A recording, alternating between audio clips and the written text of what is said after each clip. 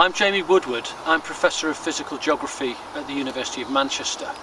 With my colleagues in the Department of Geography, Rachel Hurley and James Rothwell, we've carried out a survey of microplastic contamination in the rivers around Greater Manchester.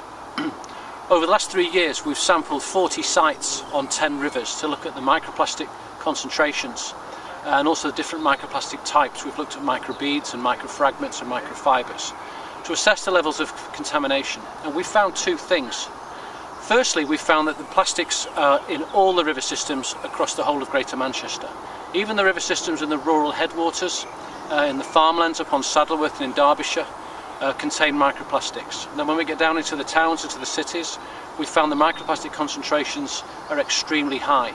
At one site just upstream from here, and we're here on the River Mersey, where the River Tame comes into the Mersey just a few kilometres upstream, we've found the highest concentrations of microplastics so far recorded anywhere in the world.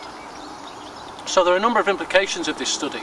We've recognised the microplastic contamination problem in British rivers for the first time, and we've also been able to calculate how much microplastics has been transferred from the channel bed during a period of flooding of the winter of 15-16, and ultimately those microplastics will find their way down to the oceans.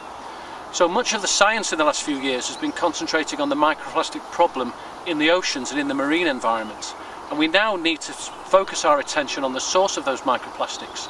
And our research has shown that it's these urban rivers, particularly contaminated urban rivers, that seem to be the main supplier of microplastics to the oceans. What can we do about this problem?